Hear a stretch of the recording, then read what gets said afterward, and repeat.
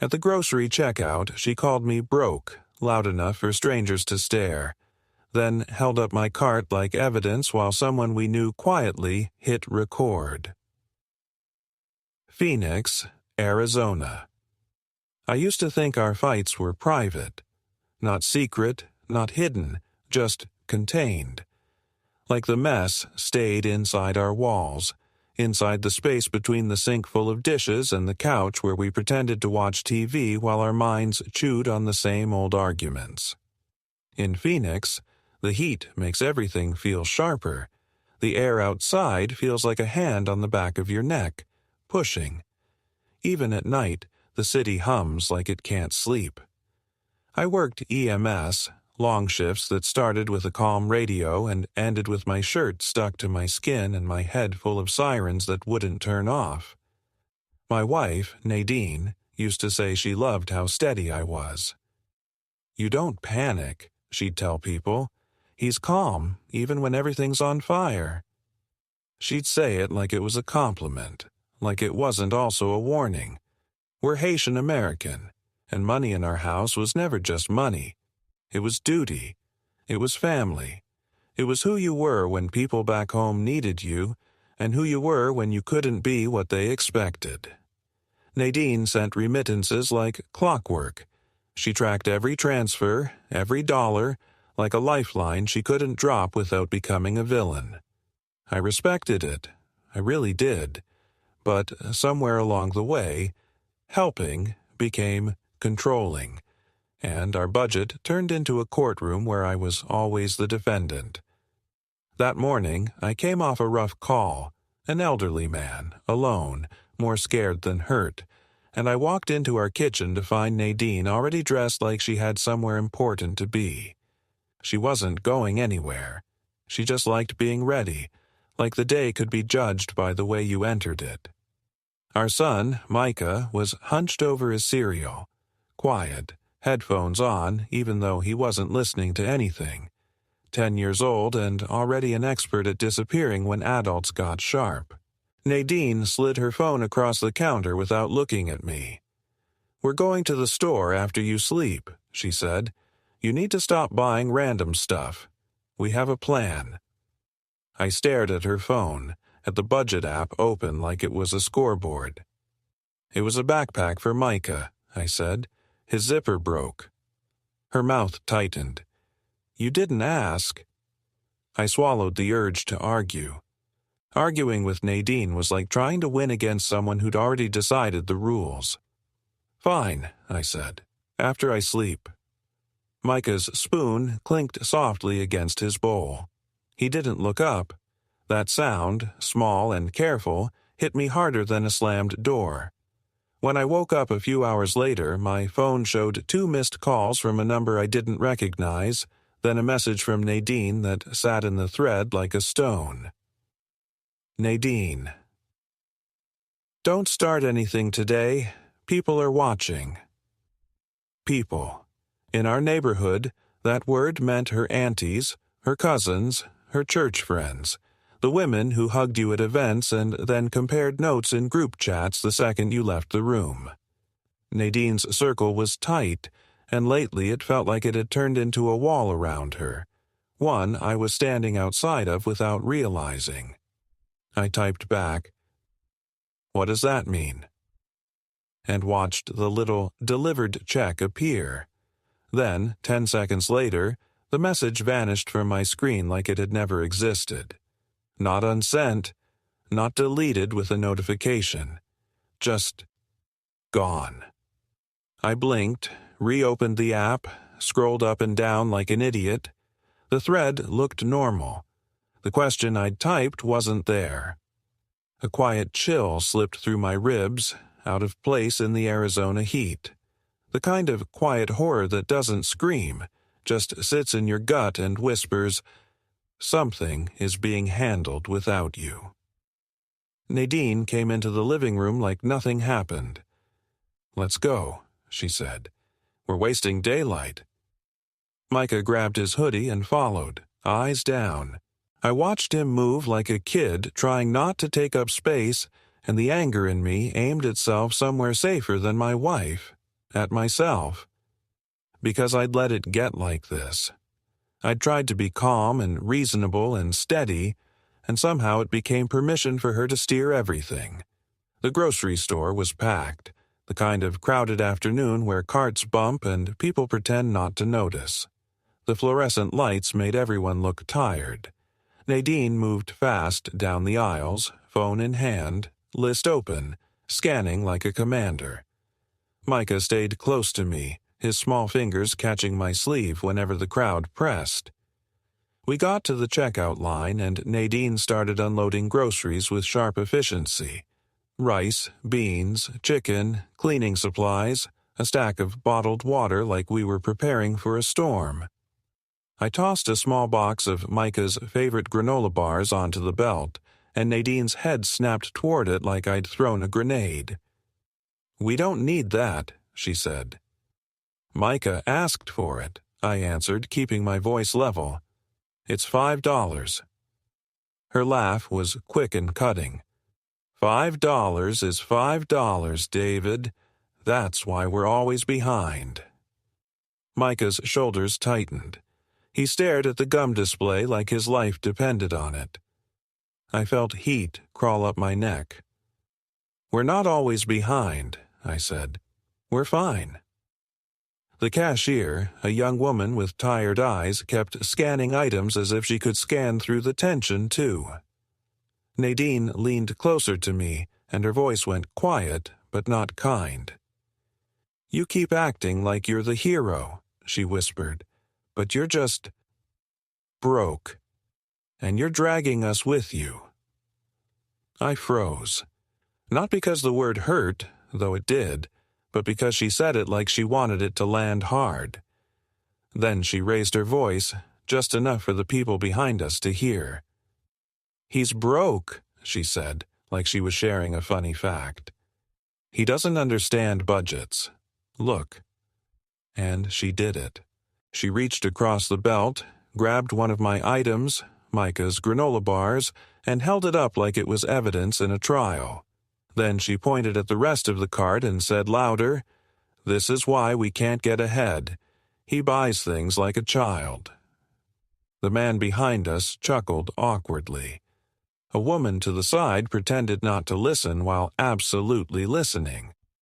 Micah's face went red. He started to step back like he wished he could dissolve into the soda aisle. That's when I saw her. Sabrina, one of Nadine's church friends, standing 2 lanes over with a basket in her hand.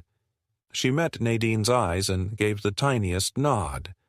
Then she lifted her phone, not obvious, just slightly angled like she was checking a text, while the camera pointed right at us. A frozen frame snapped into my mind. Nadine on the right side of the checkout lane, face sharp with disgust, holding the granola bars in the air. Me on the left, one hand on the cart handle, the other clenched around my keys. Micah in the middle with his backpack strap twisted in his fingers, eyes wet.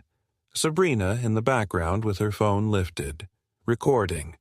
The cashier watching us like she wished she could disappear. And on the counter beside the card reader, a crumpled receipt from the customer before us sat like a warning. "Put it down," I said low. Nadine smiled like she'd won. "What?" she said, still loud. "I'm telling the truth." Micah whispered, "Mom, please." That should have stopped her. It didn't. She leaned toward the cashier and said, "Sweet as poison. Can you split payment? My husband always forgets what we can afford." The cashier glanced at me, uncomfortable. "We can do 2 cards, she said. I stared at Nadine. "Why would we?" Nadine already had her card out. She swiped first, confident like she was proving a point. Then she handed me the little card reader without looking at my face. "Go ahead," she said. "Show everyone." I inserted my card. The machine beeped, thought for a second, then flashed. Declined. A silence opened up around us like a trap door. Nadine's eyebrows lifted in theatrical surprise. "Oh," she said, loud enough for the line to hear. "Declined." Micah's breath hitched. My stomach dropped. "That's not—" I started, because my paycheck had hit yesterday. I knew it did.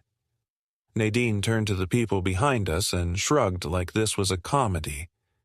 "See what I mean?" she said. "Broke."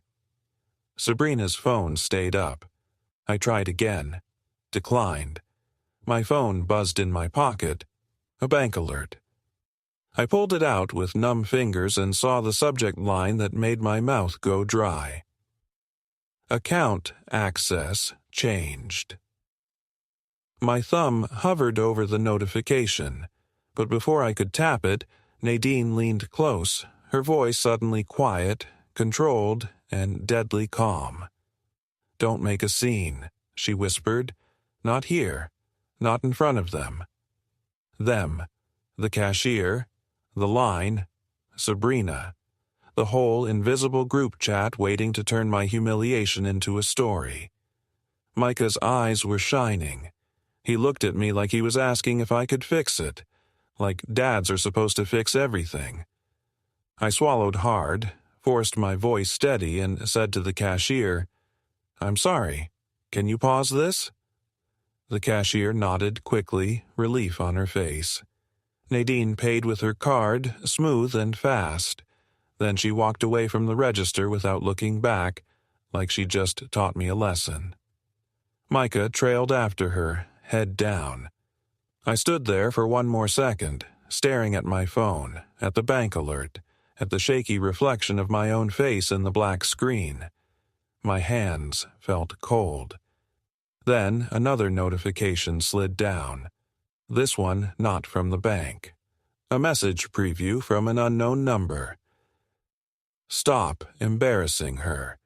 We saw everything." I lifted my head slowly, scanning the store. Sabrina's phone was already lowered, but she was smiling at me like the video had already been sent. And Nadine, near the exit, turned just enough to look back, and her expression wasn't angry anymore. It was calm, like she'd planned this part. I caught up to them in the parking lot with my phone still open, my card still sitting in my hand like a dead fish. Nadine loaded bags into the trunk fast, shoulders tight, moving like she was late for something that wasn't on any calendar. Micah climbed into the back seat without a word, shrinking into his hoodie, eyes on the floor mat. I slid into the driver's seat because it was my car, my habit, my reflex, until Nadine's hand landed on my wrist. "Don't," she said. "Don't what?" My voice came out too flat. "Don't talk," she whispered, leaning in so Micah wouldn't hear. "Not here. Not in front of people." I looked up and saw Sabrina across the lot, still pretending to browse her trunk while her phone stayed in her hand. 2 other women from church were with her, heads together like they were sharing a recipe. One of them glanced over and smirked. The air felt thick. The sun felt too bright. The quiet horror of it was that nobody was yelling now. The damage was already done, and everyone knew it. I started the car and drove home with Micah silent behind me and Nadine staring out the window like she'd just watched a movie and hated the ending. At the first red light, my phone buzzed again. Unknown. "You need help. We're praying for her." Then another from a different number. Unknown. "If you raise your voice again, we call someone." I didn't reply. I didn't even know who someone was supposed to be. Police, pastor, a cousin with a badge, but the threat was the same. "We have a story about you now. Don't make us add scenes." Micah shifted in the back seat. "Dad," he whispered small, "are you mad at me?" That question cut through me worse than anything Nadine had said. "No," I said immediately. "Never. I'm not mad at you." He nodded like he wanted to believe me, then went quiet again. When we got home, Nadine didn't go to the kitchen first like she usually did. She went straight to the bedroom. I heard drawers open and close, the metallic click of a suitcase zipper. Micah lingered by the entryway, still clutching his backpack strap. "Can I go play?" he asked, careful. "Yeah," I said, trying to smile. "Go, buddy." The second he disappeared down the hall, I pulled up the bank app again. Locked out. I tried the forgot password link. It asked me to verify my identity with a phone number ending in digits I didn't recognize. My throat went tight. I checked my phone settings, my email, everything. Nothing obvious changed. And that was the worst part. Like my life had been edited while I was standing in the cereal aisle. I heard Nadine come back into the living room. I looked up. She was holding her phone in one hand and my work jacket in the other. The EMS jacket with my department's name stitched on the chest. She held it like it was a dirty rag. "You wore this to the store?" she asked. I blinked. "I came home and slept. It was on the chair. I threw it on when we left." Nadine's mouth curled. "So you represented your job while you embarrassed me. Great." "I didn't embarrass you," I said, and felt the uselessness of the sentence immediately. She stepped closer and angled her phone screen toward me. Just for a second, long enough to burn the image into my brain. A group chat. A bunch of names I recognized. Women from church. A couple husbands. Someone had titled it something like, "Prayers for Nadine," with a little heart emoji. And there it was, a short video clip. My face frozen at the checkout. Nadine holding the granola bars up. Micah shrinking between us.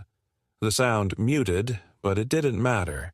The story was written in the posture alone. Under it, messages stacked like stones. "He's scary." I always felt something off. "She needs to protect her son." "Isn't he a first responder? That's concerning." Nadine pulled the phone back before I could touch it. "They're worried," she said softly, like she was proud. "They don't know anything," I said. "They know what they saw," she replied, calm as ice, "and they know what I've told them." That last part made my stomach drop. "What you've told them," I repeated. Nadine walked past me and set her phone on the counter face down, like it wasn't the most dangerous thing in our house. "You're always the victim," she said. "Even when your card gets declined, you make it about you." "My card didn't get declined because I'm broke," I said, hearing the sharpness in my own voice and hating it. "My paycheck hit yesterday. Something changed." Nadine's eyes flicked toward the hallway, checking if Micah could hear. Then she leaned closer, voice low. "I changed it," she said, "because you don't listen unless it hurts." My hands went cold. "You changed my bank access." "I protected our money," she said, like she was talking about putting food in the fridge. "You don't respect plans. You don't respect me." I stared at her, trying to find the woman who used to laugh with me in our first apartment when we had nothing but thrift store plates and too much hope. That woman felt far away now, like a photo you keep because you can't believe it's you. "You humiliated me," she continued, voice steady. "So, yes, I took control. It wasn't just control, it was punishment, and she said it like it was normal." I swallowed hard. "Give it back." Nadine smiled a little. "Or what?" The question hung there, and in the silence I heard something else. Micah's bedroom door creak. Small footsteps. Then stillness. I turned my head slightly and saw him at the end of the hall, half hidden by the wall, watching. His eyes were wet. He wasn't supposed to be listening, but he was listening anyway because kids always do. Nadine saw him too. Her expression softened instantly, like she could switch faces the way other people switch TV channels. "Baby," she called sweetly, "go wash up. We're going to have dinner soon." Micah didn't move. He stared at me like he was trying to decide which version of his parents was real. I forced my voice gentle. "Micah, go," I said. "Please." He hesitated, then disappeared again. As soon as he was gone, Nadine's sweetness died. "You see," she said, "you do that. You make him look at you like you're fragile." "I'm not fragile," I said. "I'm trapped." Nadine's eyes narrowed. "Careful." The quiet horror in that one word made my skin prickle. It wasn't a warning about my tone. It was a reminder that she had an audience, a script, and now she had the accounts. My phone buzzed again, this time an email notification. Subject: Request to meet HR. Preview: A concern has been raised regarding your conduct in public. My chest tightened.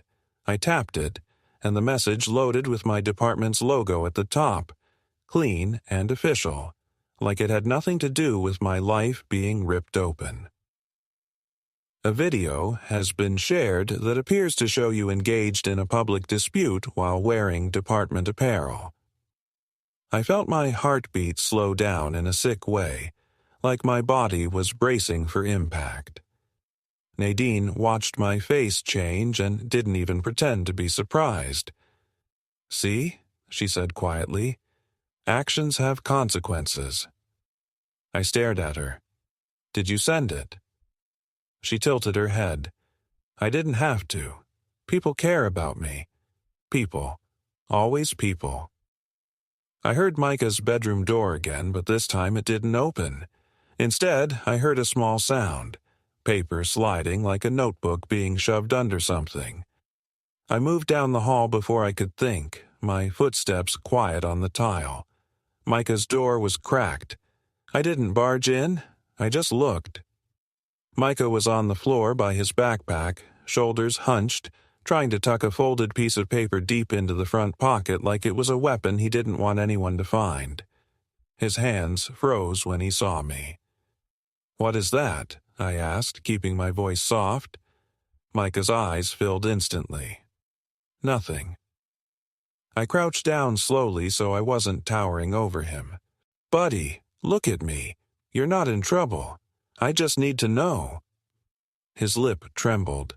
He glanced toward the hallway, toward Nadine, like she could hear through walls. Then he whispered, barely audible, "Mom said to give it to you if you ever tried to leave." My stomach turned.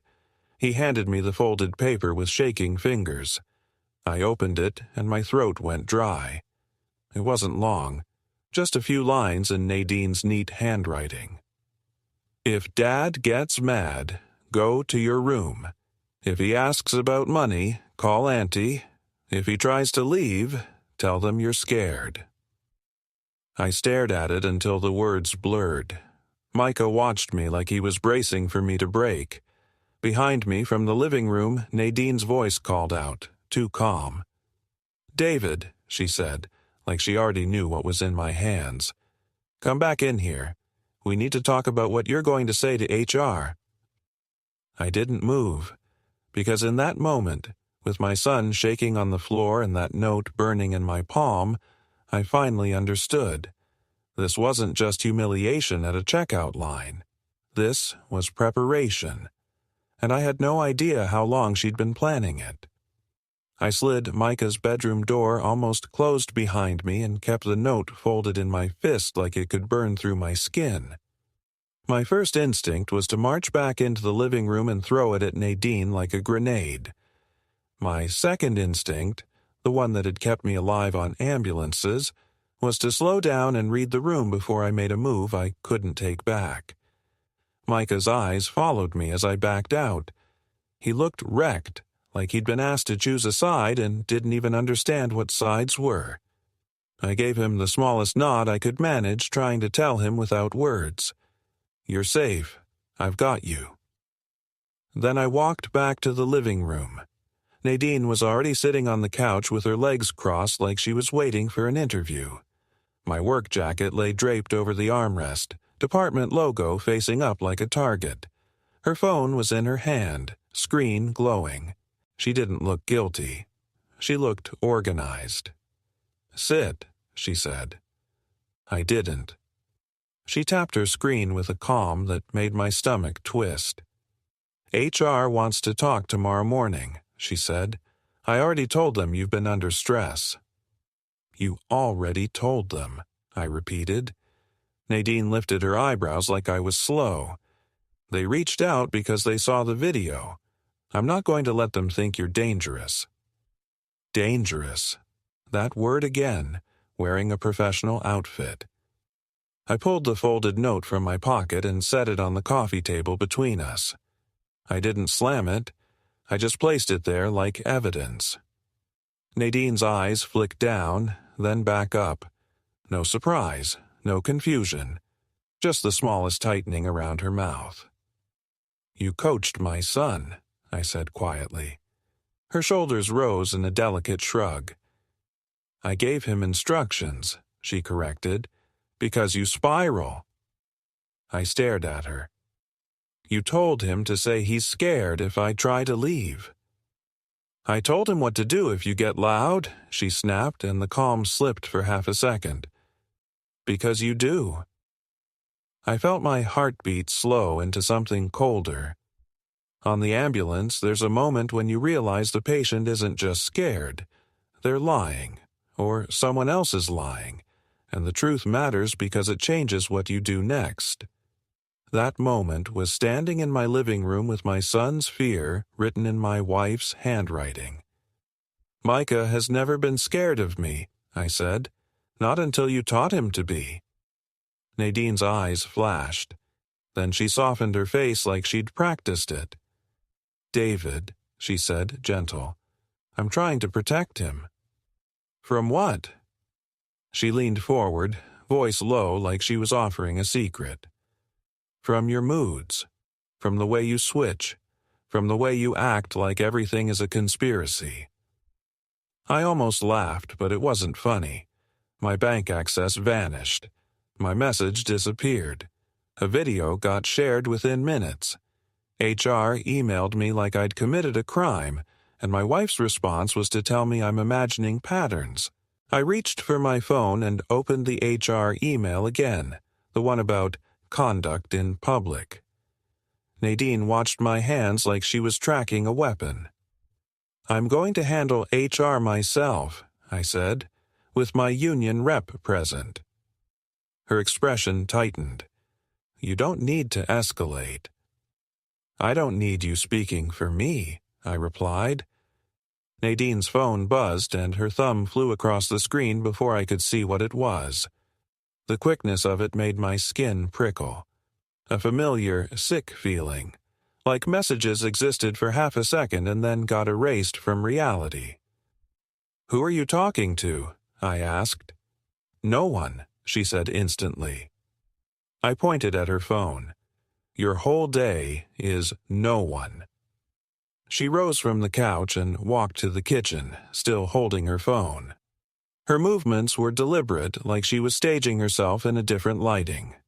She turned with her back half to me and said, loud enough for Micah to hear down the hall if he was listening, "I'm not doing this with you. You need to calm down." I stayed where I was. I kept my voice level. "Micah is listening," I said. "Stop performing." That word hit her like a slap. She spun around. "Performing," she hissed. "You're the one wearing your department jacket like it's armor."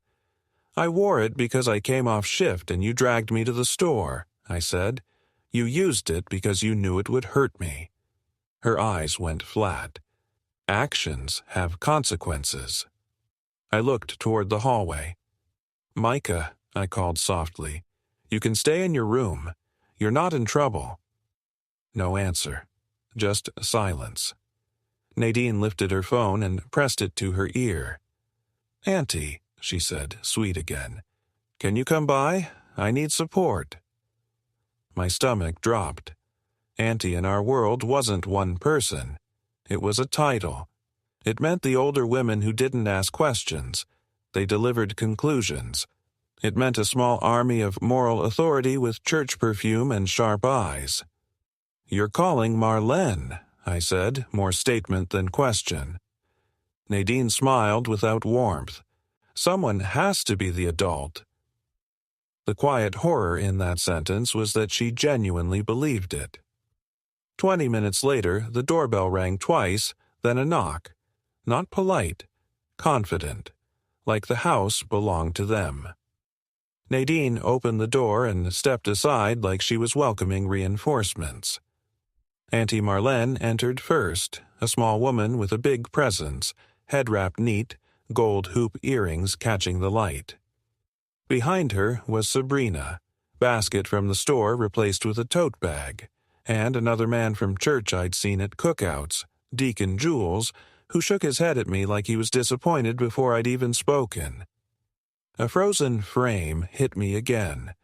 Nadine on the right side of the doorway with her phone in her hand, face composed.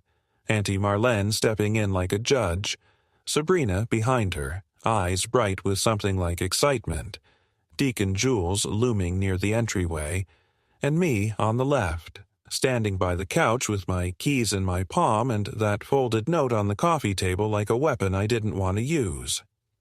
Micah's backpack sat abandoned by the hall, a small reminder of who was actually getting crushed here.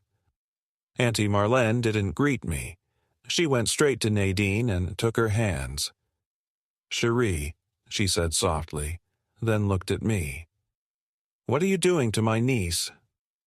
I felt heat flare in my chest, but I forced it down. "I'm not doing anything to her," I said. "I'm trying to protect my son." Sabrina's lips curved. "From his mother?" she asked, fake concern dripping. "That's scary." Deacon Jules spoke like he was reading scripture. "A man does not shame his family in public." I stared at him.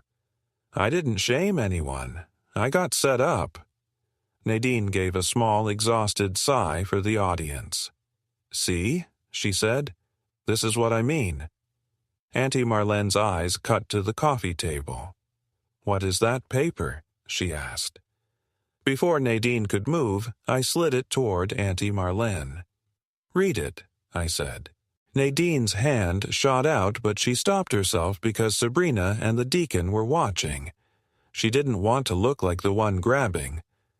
Auntie Marlene unfolded it slowly, lips moving as she read. Her expression shifted. Not softer, not kinder, just more certain. She refolded it and set it down like it wasn't a crime. "This is guidance," she said, "because you are unpredictable." My blood went cold. "So you're okay with a 10-year-old being coached to say he's scared?" "I'm okay with a mother protecting her child," Auntie Marlene replied. "And I'm okay with the community seeing the truth." Sabrina's phone buzzed. She glanced down, smiled, then looked right at me. "People are asking if Nadine needs a safe place tonight," she said. Safe place. The word felt like a trap snapping shut. I could already picture the messages. She had to leave. He scared her. We helped. My face in the checkout video, the declined card, my jacket, my kid shrinking, edited into a story where I was the danger. I turned my head toward the hallway and called, "Micah, come here for a second, buddy." Nadine's eyes flashed. "No." "I'm not interrogating him," I said, still calm. "I just want him to know he doesn't have to be afraid." Deacon Jules stepped forward, blocking the hall with his body like a bouncer. "He doesn't need to be involved in adult conflict," he said. I stared at him, stunned at the audacity. "He's already involved," I said. "You're standing in his house." Nadine took a slow breath, then spoke softly, almost tender. "David," she said, Please don't do this. You're making it worse." I looked at her, really looked, and saw the calm behind her eyes. Not peace, control. The kind that comes from knowing you have witnesses and I don't. My phone buzzed in my pocket again. Another unknown text. "If you don't let her leave, we call police." I didn't show it. I just felt my pulse shift into something sharp. Then, from the hallway, Micah's door creaked. He didn't step out this time. He just whispered, barely audible, "Dad?" That sound, my kid calling for me like he was lost in his own home, made my vision blur for a second. I took one step toward the hall. Auntie Marlene raised her voice. "Don't you go near him when you're like this," she said, loud enough to be quoted later. I stopped dead. And right then, a heavy knock hit the front door again. 3 hard pounds that weren't family, weren't church, weren't friendly. Nadine's face changed instantly. Sabrina's eyes lit up. Deacon Jules straightened like he'd been waiting for this. A voice came through the door, official and calm. "Phoenix Police Department. We got a call for a welfare check." My stomach dropped so fast it felt like falling. Nadine didn't look surprised. She looked prepared. Phoenix Police stood on my porch like a punctuation mark. 2 officers, one older, one younger. Both calm, hands visible, voices professional. The kind of calm that doesn't mean you're safe. It means they've seen worse and learned how to keep the room from catching fire. "Phoenix Police Department," the older one said through the door again. "We got a call for a welfare check. Can someone come to the door?" Nadine didn't even glance at me for permission. She opened it like she'd been waiting for the cue. Her face shifted instantly. Eyes wet, voice soft, shoulders slightly hunched, like she'd practiced being fragile. Auntie Marlene moved to her side like a bodyguard. Sabrina hovered just behind them with her phone lowered, but ready. Deacon Jules stayed planted in the entryway, wide enough to block my path to the hallway. I stayed near the couch, keys in my palm, Micah's backpack abandoned by the hall like proof of a childhood nobody was protecting. "Officers," Nadine said, breathy. "Thank God." The older officer, his name tag said Ramirez, looked past her into the house. His eyes swept the room the way my eyes swept an accident scene.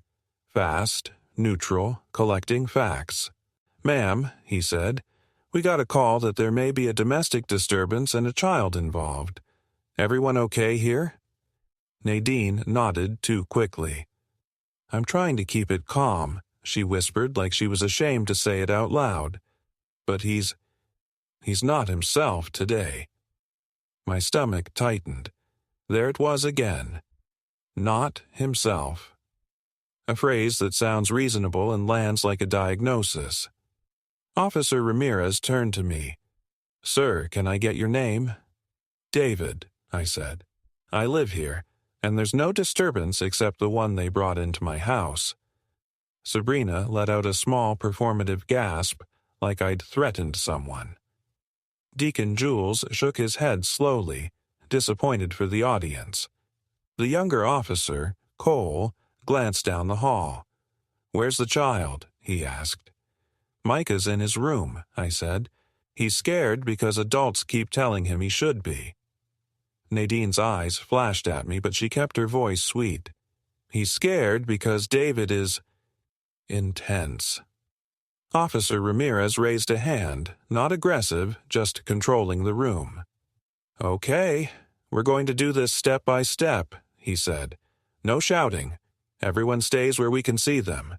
We need to speak with Micah." "No," Nadine said instantly, then caught herself and softened. "I mean, he's upset. I don't want to stress him more." Officer Cole's tone stayed gentle but firm.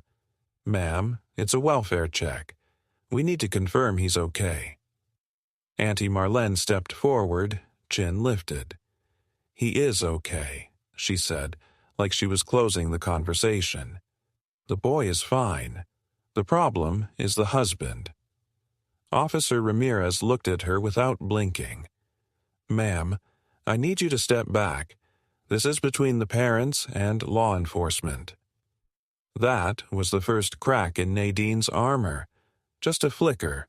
Annoyance, not fear. She didn't like being told what to do in her own home.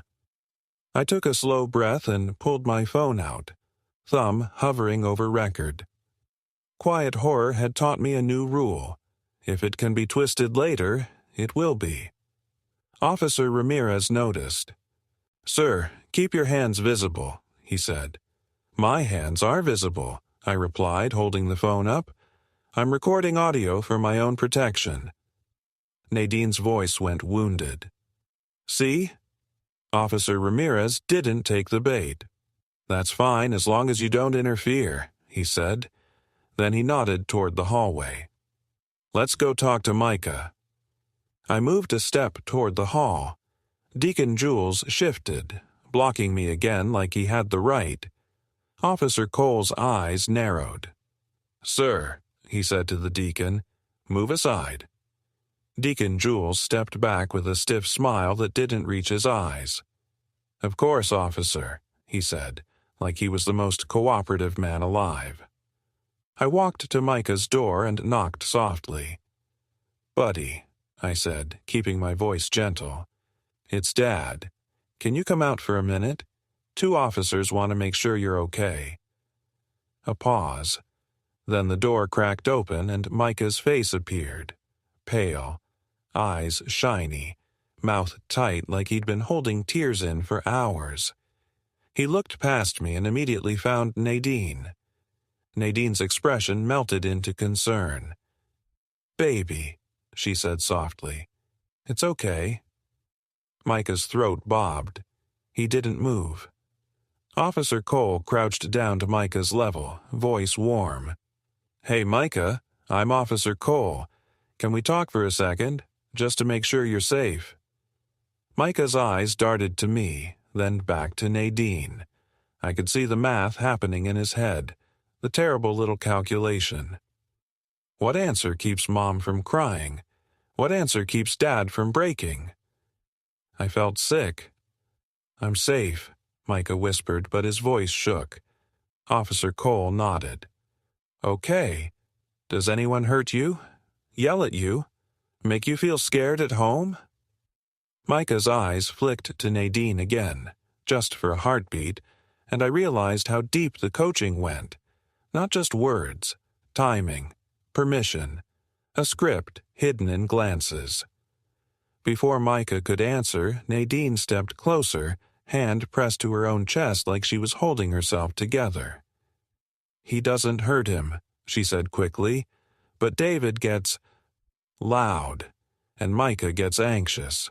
I'm just trying to keep my son calm." I felt my jaw clamp. "Stop answering for him." Officer Ramirez turned to Nadine. "Ma'am, let him speak," he said. Micah swallowed hard and said the sentence I'd feared since I found that note in his backpack. "Sometimes I get scared." It was soft, not dramatic, but it landed like a gavel. Nadine's eyes shimmered with victory tears. Sabrina's lips curved like she'd just gotten the quote she needed. Auntie Marlene gave a solemn nod, like the community had been right all along. My hands went cold. "Micah," I said, fighting to keep my voice steady, "when do you feel scared?" Micah's eyes filled. He didn't answer. He just stared at the floor like it was safer than any adult face. Nadine wiped at her cheeks like she was brave for enduring this. "He's scared when David is stressed," she whispered to the officers. "He's scared when David thinks everyone is against him." Officer Ramirez held up a hand. "All right," he said. "Sir, let's step outside and talk. Just you and me." "Why?" I asked, already knowing the answer. "For everyone's comfort," he said. careful with the wording, and so we can de-escalate. De-escalate. Another professional word that usually meant remove the man. I glanced at Micah. He was standing in the doorway, shoulders shaking, caught between his parents like a rope in a tug of war. "I'm not leaving him," I said. "You're not leaving him," Officer Ramirez agreed. "You're stepping outside for 2 minutes. You'll still be right here." Nadine's voice went gentle, almost kind. "Please," she said. "Just, please." I hated how reasonable she sounded. I hated how trapped that made me. Outside, the desert air hit my face like a dry slap. Officer Ramirez stood with his body angled toward me, calm, respectful, but controlling the space. "Sir," he said, "I'm going to be blunt. We get calls like this all the time. If the child says he's scared and the mother says she's afraid, it becomes very easy for this night to go in a direction you won't like." I stared at my own porch light like it had answers. "They set this up," I said quietly. "The store video, the texts, HR, the note. She coached him." Officer Ramirez's face didn't change. "Do you have proof of coaching?" I pulled my phone out, hands visible, and opened the screenshot I'd taken earlier. The note in Nadine's handwriting. I held it toward him. He read it, expression tightening slightly. "This is concerning," he said carefully, "but it's not a crime to tell your kid to go to his room. It is a crime to train him to say he's scared so you can call police," I snapped, then forced myself to breathe. "I'm not violent. I'm not drunk. I'm not threatening anyone. I'm being manipulated." Officer Ramirez looked at me for a long moment, then spoke lower. "Here's what I can do tonight," he said. "I can recommend separation for the evening. One of you leaves to cool off. That reduces the risk of anything escalating and protects the child." My chest tightened. "So, you want me to leave my house?" "I want the situation to end safely," he corrected. Behind him, through the open door, I could see Nadine inside with her hand on Micah's shoulder, guiding him toward the couch. Sabrina's phone was out again. Low, subtle, recording the aftermath. Deacon Jules stood nearby like security. Auntie Marlene watched the scene like she was supervising a verdict. Micah glanced toward the door. Our eyes met. His face crumpled and he mouthed one silent word I felt in my bones. "Dad." Officer Ramirez's radio crackled. He listened, then his face shifted, just slightly, from neutral to alert. He turned back to me. "Sir," he said, voice firmer, "we just got an update. Your wife is requesting an emergency protective order tonight." My stomach dropped so fast I almost stumbled. Then he added, quieter, like he didn't want the house to hear, "And she's saying there's a video you haven't seen yet." Officer Ramirez said it like he was trying to hand me a live grenade without letting it explode in his hands. "An emergency protective order," he repeated. "Tonight. And she's saying there's a video you haven't seen yet." I stared at him, throat dry, brain trying to catch up to the idea that my home had turned into a legal event while I was still standing on my porch in sweatpants with my keys digging into my palm. "A video of what?" I asked. He didn't answer directly.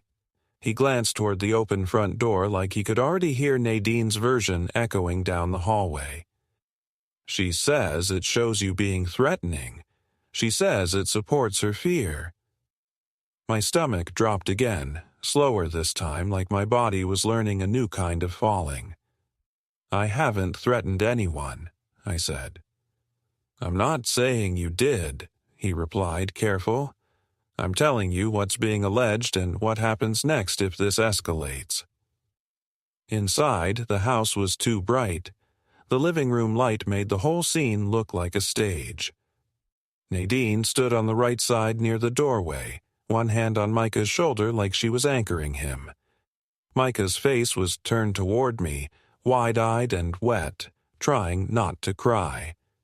Sabrina hovered behind them, half hidden but close enough, phone lifted at chest height like a prayer she was recording. Deacon Jules stood near the hall, arms crossed, blocking space like a wall. Auntie Marlene had her chin raised, watching the porch like she expected a man to finally prove himself. A frozen frame burned into my brain. Me, outside on the left with my phone in my hand and my keys clenched, 2 officers between the porch and the doorway, Nadine on the right in soft tears, Micah in the middle, small hands twisted in his hoodie strings, and Sabrina in the background with that phone, the same phone that had turned the checkout humiliation into a public trial. Quiet horror is realizing your kid is learning what fear looks like on adults' faces. "David." Micah's voice came out tiny through the doorway. I took half a step forward before I remembered the officers, the allegations, the trap. "I'm here, buddy," I said, loud enough for him to hear. "I'm right here." Nadine's voice floated out like smoke. "He's been scaring Micah all day," she said to the officers. "He's obsessive. He thinks everyone's against him. He's not stable." Ramirez's eyes flicked to me, almost apologetic.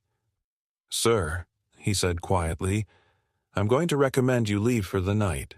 Not as punishment, as protection. If you refuse and she insists she's afraid, we're stuck making choices we don't want to make. Choices like handcuffs, like just step outside, turning into turn around." I swallowed hard and forced my voice to stay calm. "Can I talk to my son alone for 1 minute?" Nadine's head snapped. "No." Ramirez held up a hand toward her without even turning. "Ma'am, give him a moment. Stay in sight." Nadine's face tightened, but she stepped back half an inch, still holding Micah close like she owned his nervous system. I stood at the threshold, not crossing it, keeping my hands visible like I was the one who needed to prove innocence. I crouched slightly so Micah didn't have to look up at me through the officers' bodies. "Micah," I said softly, "I'm not mad at you. Do you hear me?" He nodded, tears spilling anyway. "Whatever you said to the officers, whatever Mom told you to say, I'm not mad," I repeated. "You're a kid. Adults are supposed to protect you. I'm going to do that." His lower lip trembled. He glanced at Nadine like he was checking if he was allowed to speak. I saw Nadine's fingers tighten on his shoulder. Micah whispered, barely audible, "Are you leaving because of me?" That question cracked something in my chest. "No," I said quickly. "I'm leaving because I want you safe and I want me safe. And I want the truth to have room to breathe." Nadine sniffed like she was brave. Sabrina's phone stayed up.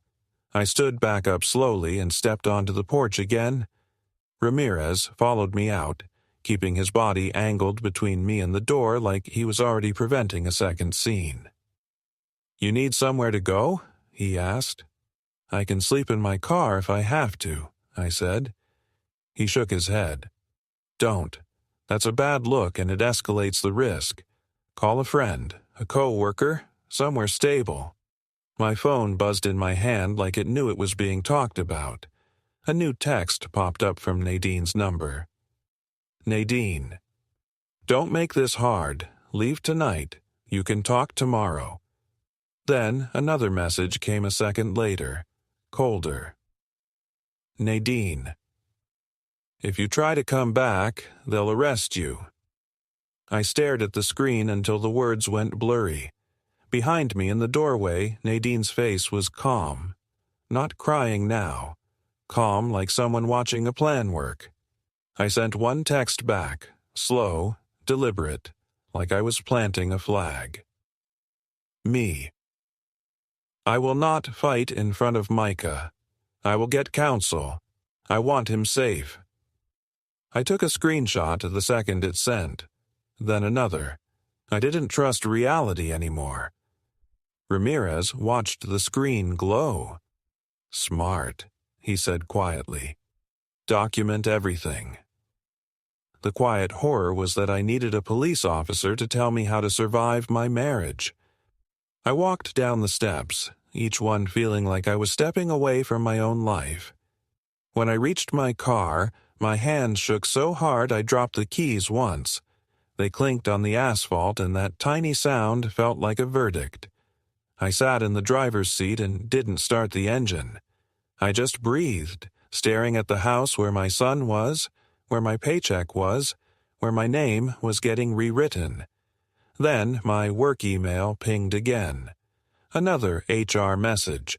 Subject line in bold like it wanted to bruise me. Urgent. Additional footage attached. My stomach turned. That was the video Ramirez meant. I didn't open it right away. My finger hovered over the attachment while my brain screamed two opposite things. You need to see it, and if you see it, you can't unsee it. I heard my phone ring. Malik, I answered, voice tight. I might lose everything tonight. Where are you? He asked immediately. In my driveway, I said. Police here. Nadine's pushing for an emergency order. Malik cursed under his breath.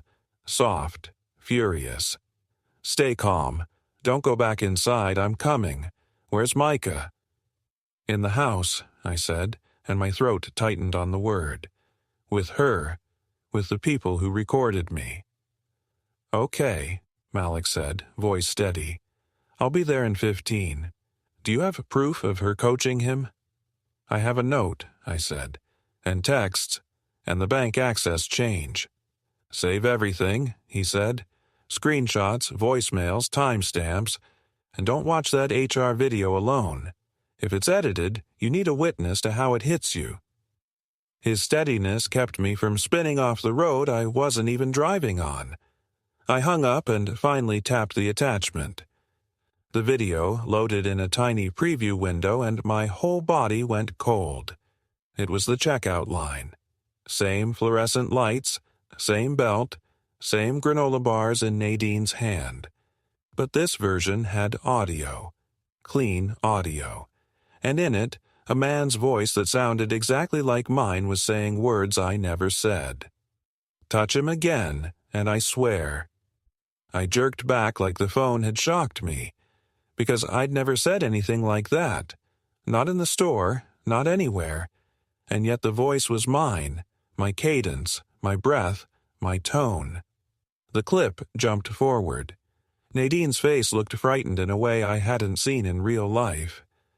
The camera angle was tighter, cropped, like it wanted you to miss the parts where she provoked me, where she held up the box, where Sabrina was filming.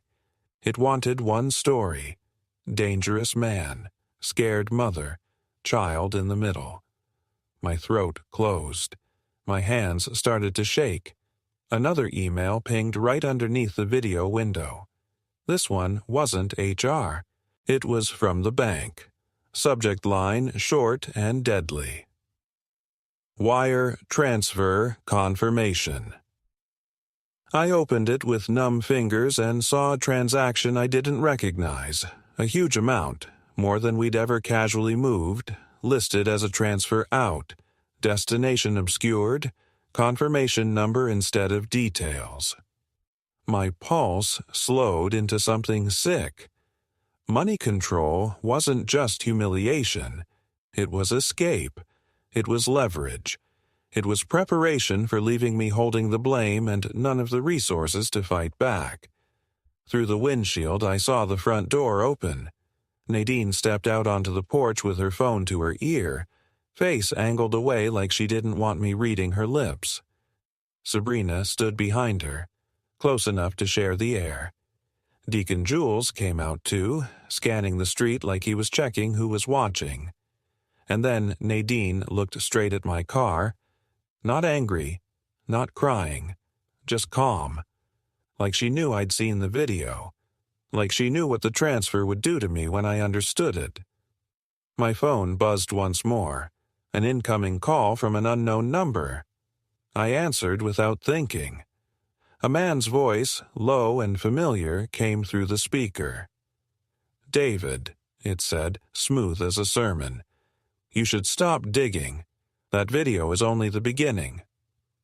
My blood went ice, because I recognized the voice. Deacon Jules. The porch light made Nadine's face look softer than it was. Through my windshield, she stood on the steps with her phone pressed to her ear, Sabrina tucked behind her shoulder like a shadow, Deacon Jules posted near the walkway like security. It was a perfect picture for anyone driving by.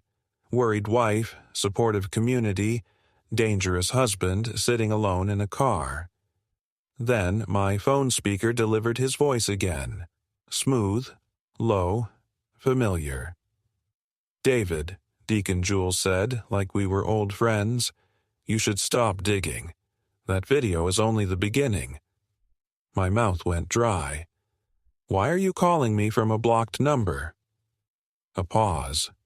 I could hear faint traffic, a breath, something like a smile in his tone.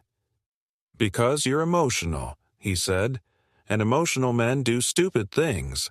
I'm trying to keep you from ruining your own life." Quiet horror crawled up my spine. "Did you make that HR video?" I asked. He didn't deny it. He didn't confirm it either. He just said calmly, "The community needs to know who's safe." I gripped the steering wheel until my knuckles went white. "You're a deacon," I whispered. "You're calling HR. You're calling police. You're doing this to a kid." His voice stayed warm, almost fatherly. "I'm protecting a mother and a child." "And the wire transfer?" I asked, and my own voice surprised me. How steady it was, how cold. Was that protection, too? Silence. Not long, but long enough. Then he said, quieter, "That money isn't yours. It's God's work." My stomach turned. Nadine's remittances. The constant pressure. The constant duty. The way she'd been tracking transfers like her soul depended on it. I thought it was family back home. I thought it was pride. But the bank email didn't say remittance. It said wire transfer, big, blunt, adult, and the amount was too large for helping. I lifted my phone slowly and tapped record, keeping my hands visible even though nobody could see me. "Say that again," I said softly. "Say, it's not my money." Deacon Jules exhaled, like he realized I wasn't panicking anymore. "David," he said, warning now, "don't play games." "I'm not," I replied. "You are." His voice sharpened for the first time. "If you keep pushing, you will lose your job. You will lose your son, and the community will believe what it sees." Then he hung up. I stared at the screen, recording still running, my heartbeat slow and heavy. Through the windshield, Nadine's head turned slightly, like she could feel the shift. My phone buzzed with a text from her number. "Nadine. Don't call anyone. You'll make this worse." I didn't answer. I took screenshots. Then I forwarded the bank email and the HR additional footage email to Malik and to my personal backup address, and I wrote one line in the subject field like a lifeline. "Do not delete. Possible fabricated audio plus unauthorized transfer." 15 minutes later, Malik's car rolled up and parked next to mine. He got out slow, hands visible, posture calm, like he knew the driveway itself had become a crime scene. He leaned into my open window. "You okay?" "No," I said honestly, "but I'm still breathing." He nodded once. "Play it." I played him the recording of Deacon Jules saying the money was God's work, and the line about The video is only the beginning. Malik's face didn't change much while he listened, but I saw his jaw tighten at the end. "That's not spiritual leadership," he said quietly. "That's a threat." I swallowed hard. They're going to file that emergency order, and HR already has a clip of me saying things I didn't say. Malik looked toward the porch. Nadine was still there, still on the phone, still performing distress while Sabrina hovered like a camera crew. Deacon Jules stood off to the side, scanning the street like a man expecting reinforcement. "You need a clean, boring plan," Malik said. "Not emotional. Paper and timestamps." I nodded. My hands were still shaking, but the shaking had changed. Less fear, more adrenaline. We walked up the driveway together. The officers were still there, one near the curb, one closer to the door. Ramirez saw Malik and relaxed a hair, like having another calm adult in the frame lowered the temperature. "Sir," Ramirez said to me, "what's your plan for the night?" "I'm leaving," I said, "but I'm not leaving blind. I want it documented that I'm leaving voluntarily and that I'm requesting a follow-up through proper channels." Ramirez nodded. "Fair." I stepped toward the doorway, stopping where the porch meets the threshold, and kept my voice even. "Nadine," I called, "I'm leaving for the night. I'm not fighting. I want Micah to sleep." Micah appeared behind her, half hidden by her body, eyes swollen. When he saw me, his face tightened like he was trying not to break. Nadine lifted her chin.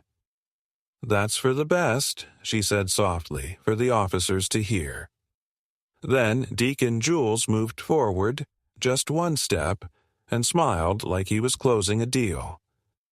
"Wise choice," he said. I looked him in the eyes. "I recorded your call," I said, still calm, "and I saved the wire transfer confirmation." The smile froze on his face for a split second. Nadine's expression flickered too, just a flash of fear she couldn't fully hide. Auntie Marlene, standing behind her, stiffened like she'd just heard a word she didn't like. Sabrina's phone rose a little higher. A thumbnail-ready moment locked into place. Nadine on the right side of the doorway with one hand clamped on Micah's shoulder, eyes glossy and tight. Deacon Jules 2 steps behind her, face strained. Sabrina off to the side with a phone lifted. Officer Ramirez near the porch rail watching. Malik beside me with his hands open, calm. And me on the left holding my own phone like evidence. My car keys dangling from my finger. A crumpled grocery receipt stuck to my palm from earlier like the day's first bruise never let go. Nadine swallowed. "David, stop," she whispered, quiet enough to sound personal, loud enough to sound like I was threatening. I didn't raise my voice. "Micah," I said gently, "I love you. None of this is your fault. I'll see you tomorrow." Micah's lip trembled. He tried to nod, but his eyes darted to Nadine like he needed permission even for that. That's when the last piece clicked into place. Not from intuition, not from paranoia, but from something simple and ugly. Nadine wasn't just using the community to punish me. She was using it to cover the money. I remembered the way she'd insisted on being ready, the way she tracked transfers like a mission. I remembered how often Deacon Jules talked about projects and building funds and helping families. I remembered how Nadine's remittances were always urgent, always moral, always too sacred to question. And now I had a wire transfer I didn't authorize, a bank access change tied to a phone number I didn't recognize, a smear campaign coordinated through the same people collecting prayers, and an audio threat from the man who supposedly served God. I stepped back down the porch steps slowly, like I was walking away from a trap without triggering it. Ramirez watched me carefully, then spoke in a low voice near the curb. "Sir," he said, "if there's financial fraud, you need to report it. Tonight. Bank, and a lawyer if you can." "I will," I said. Malik and I got back into our cars. I didn't sit in my driveway this time. I followed him to his place, stable, boring, exactly what Ramirez meant. I slept on his couch with my phone on my chest, volume up, and my keys under my pillow like I was 12 years old again. In the morning, I did 3 things before the sun finished rising over Phoenix. First, I called the bank's fraud line and froze everything I could. I used the bank email, the access updated notification, and the timing from the store to build a clean timeline. No drama, just facts. Second, I called my union rep and forwarded the HR email and the video. I told him one sentence that made his voice change instantly. The audio is fabricated. Third, I filed a report, quietly, formally, about the unauthorized transfer and the coercion. I attached the note in Nadine's handwriting. I attached the texts. I attached the recorded call from Deacon Jules. By late afternoon, HR called me back with a different tone. Not friendly, not accusing, cautious. "We're pausing any disciplinary action," they said carefully. "We need to verify the footage." Verify. That word felt like oxygen. The next day, the emergency protective order didn't go the way Nadine thought it would. The judge didn't hand her a clean victory based on a viral clip and church whispers.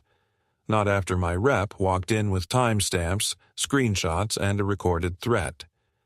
Nadine still cried, still performed, still tried to make me the story.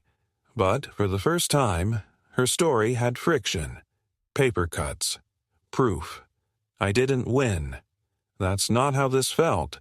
The quiet horror didn't vanish. My son still had to sleep in a house where adults used him as a shield. I still had to answer questions from people who'd already decided I was dangerous. But I got something I hadn't had in weeks. Room to breathe. The first supervised exchange happened in a neutral office with beige walls and a bowl of cheap mints on the table. Micah walked in holding his backpack like it was armor. Nadine was on the right side of the room, face tight, eyes sharp. Auntie Marlene sat behind her like a guard. Deacon Jules wasn't allowed in. Micah saw me and his shoulders dropped a little, like he finally believed I wasn't disappearing. I knelt. "Hey, buddy," I said softly. "You okay?" He nodded, then whispered, "Is Mom still mad?" "I don't know," I admitted, "but I know you're safe to tell the truth with me." He stared at my face like he was checking if that promise was real. And in that moment, I realized the ending wasn't a courtroom decision or an HR email. It was my son learning, slowly, painfully, that love doesn't need a script. It needs safety.